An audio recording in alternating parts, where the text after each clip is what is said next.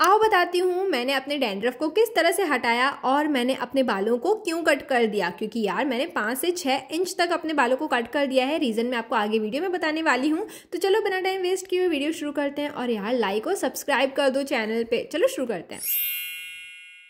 तो चलो सबसे पहले मैं बताती हूँ कि मैंने क्या रेमेडी यूज़ करी है, मतलब रेमेडी को किस तरह से हम बनाने वाले हैं। तो मैं ले रही हूँ नीम का पाउडर। अब इरादा तो यही था कि मैं नीम के फ्रेश पत्ते यूज़ करूँगी।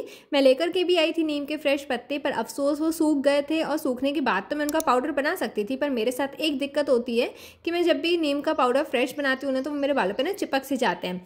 खैर तो फिर हम इसमें ऐड कर रहे हैं कॉफ़ी, जो कि बहुत बेस्ट होती है, और एक कस्तूरी हल्दी। अब मुझे आज पता चला कि ये जो कस्तूरी हल्दी मैंने उस दिन यूज़ करी थी ना, तो गमलों को पानी देते टाइम ना इसमें भी पानी चला गया था और मैंने इसे डायरेक्टली ही रख दिया था और ये पूरी ख़राब हो चुकी है। पर किस्मत की बात है मेरे पास एक और नया पैकेट पड़ा हुआ था तो मैंने उसमें से निकाल दी।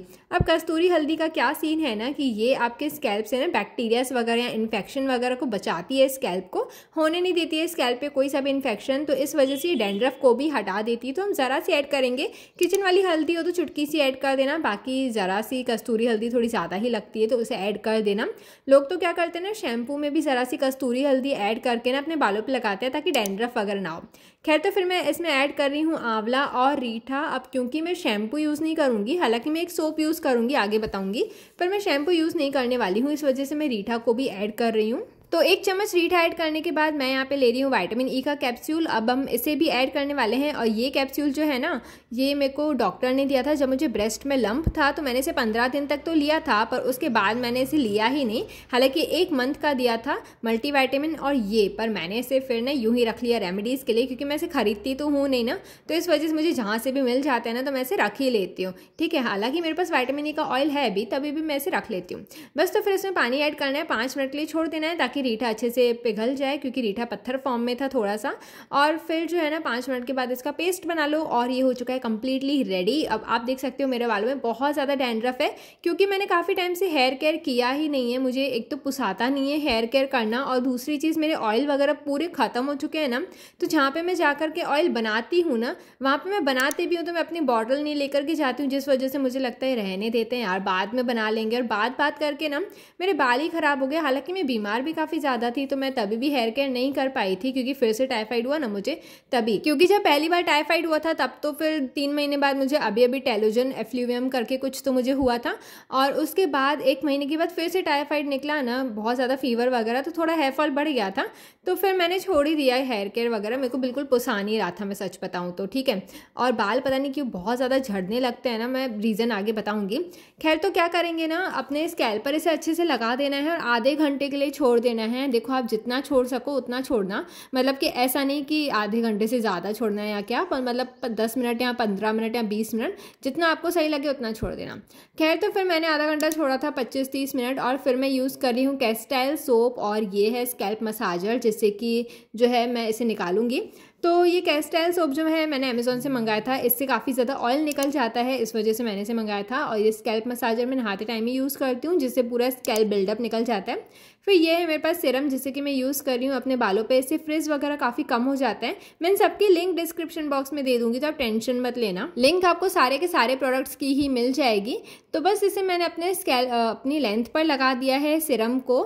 ठीक है, और उसके बाद ना आप देख सकते हो कि बाल सूखने के बाद डैंड्रफ काफ़ी ज़्यादा कम हो गए हैं। बस आप इसे 2 ही बार लगाओगे ना इस रेमेडी को, कि आप 2 हेयर वॉश करोगे और दोनों बार जब इसे लगाओगे ना तो आपके डैंड्रफ कंप्लीटली ही चला जाएगा। मेरा तो आधे से भी कम डैंड्रफ हो गया सिर्फ एक ही बार इस रेमेडी को लगाने से। तो रेमेडी काफ़ी अच्छा वर्क करती है। और अगर आपको हेयर ग्रोथ ऑयल वगैरह भी चाहिए ना, तो आप एक काम कर सकते हो, मेरी वेबसाइट से भी परचेज कर सकते हो। मेरे पास nail growth oil, hair growth oil बहुत सारे हैं, तो वेबसाइट के लिंक मैं डिस्क्रिप्शन बॉक्स में दे दूँगी। साथ ही साथ में हॉल वीडियोज़ के लिए मेरा गॉर्जियस गर्ल वाला चैनल भी है, हालांकि सब कुछ आपको डिस्क्रिप्शन बॉक्स में मिल जाएगा।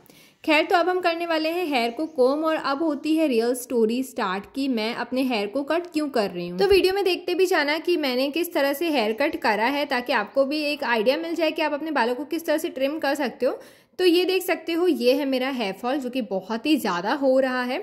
अब ये क्यों हो रहा है वो मैं आपको बताती हूँ। तो देखो, मेरा वैसे तो मानना नहीं है, पर अब क्योंकि बहुत से लोगों ने मुझे बोल भी दिया तो हुआ क्या कि मेरे बाल बहुत ज़्यादा सही हो गए थे। और हाँ, यहाँ पे मैं ये दिखा रही थी कि मेरे बाल कितने शाइन कर रहे हैं इस वाली रेमेडी को लगाने के बाद।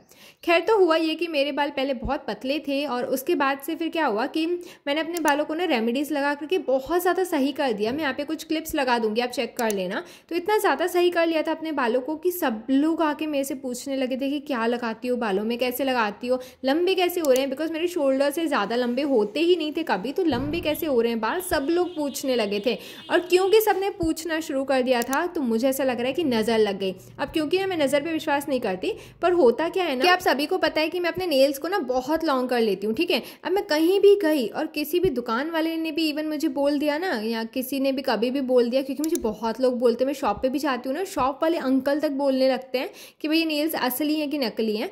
तो कभी भी कोई भी बोलता है ना कि इतने लंबे नाखून असली हैं कि नकली हैं, और उसी टाइम मुझे नज़र लग जाती है और फिर मेरा अगले ही दिन नाखून जो है ना वो टूट जाता है। अब मैं नज़र पे विश्वास नहीं करती, पर जब ऐसी चीज़ें होती है ना तो फिर मेरा नज़र पे ना विश्वास बढ़ सा जाता है।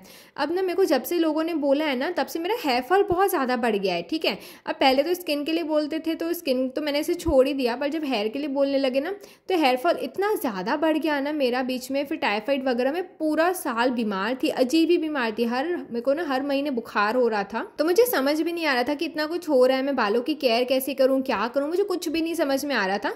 तो फिर मैंने नज़र वज़र बहुत देखा और मैंने यूट्यूब पर देखा। भाई मैं सही बताऊँ तो एक आंटी का वीडियो था, उन्होंने बोला कि अपने बालों को काट दो तो नज़र भी चली जाती है। तो बस वही मैंने किया, मैंने यहाँ पे अपने बालों को कट कर दिया है। और ऐसा नहीं कि बस ट्रिम करना है, काफ़ी अच्छे अमाउंट में कट करना है अपने बालों को। तो मैंने यहाँ पे 5 इंच तक कट कर दिया है अपने बालों को। इससे क्या होता है, नज़र चली जाती है। और दूसरी चीज़ ये कि बहुत ज़्यादा पतले भी हो गए थे बाल नीचे से मेरे, तो रीज़न तो मेरे नज़र वाला ही था, वरना नीचे से बाल पतले होते तो मैं हर महीने ट्रिम करना स्टार्ट कर देती तो फिर भी ठीक हो ही जाना थे। पर फिर मैंने सोचा चलो शुरू से शुरू करते हैं, नीचे की जो लेंथ है हमारी उसे भी हेल्दी बना देते हैं। तो कट करने के बाद नीचे की लेंथ काफ़ी हेल्दी दिखने लग गई है, काफ़ी अच्छे दिखने लग गए हैं अब नीचे से। अब मुझे ना छोटे बाल बहुत ज़्यादा पसंद आ रहे हैं। अब तो मुझे लग ही नहीं रहा है कि मैं दोबारा ऐसे लंबा करूँ भी, पता नहीं क्यों मुझे से सूट कर रहे हैं, ऐसा लग रहा है। खैर, तो फिर इस वजह से मैंने अपने बालों को कट कर दिया था। तो ये रही मेरी पूरी स्टोरी और यहाँ पे मैं आपको मेजर करके भी दिखा रही हूँ। खैर, तो अभी क्या होगा कि मैं शुरू से अपने बालों को ग्रो करूँगी, बस ये थोड़ी सी होली हो जाए ना, क्योंकि 2-3 दिन बाद तो होली है। तो ये होली हो जाएगी ना तो मैं दोबारा से अपने बालों को ग्रो करूँगी। और इस बार का मेरा गोल रहेगा कि अपने बालों को काफ़ी ज़्यादा थिक एंड हेल्दी बनाना है। हर बार मैं अपने बालों को बोलती हूँ कि यार लंबा चाहिए, लंबे चाहिए, पर अभी मैं सिर्फ इतना बोलूँगी कि भाई हेल्दी रहें, जैसे भी रहें, जितने भी शॉर्ट रहें, सिर्फ हेल्दी होने चाहिए। इतने भी लंबे नहीं हो कि भाई लोग नज़र मारना शुरू कर दें। फिर नज़र मारते हैं तो भाई तकलीफ़ मेरे को ही होती है, मैं ही बीमार होती हूँ, फिर मैं ही काम नहीं कर पाती हूँ अपने सारे। तो इससे बेहतर है कि भाई तुम नज़र मत मारो, जितने मेरे बाल रहेंगे उतनी मेरे लिए बहुत सही रहेंगे। खैर, तो फिर मैंने क्या किया, बालों को अपने सर पे घुमाया 5 बार एंड उस पर स्प्लिट करके फिर मैंने इसे फेंक दिया।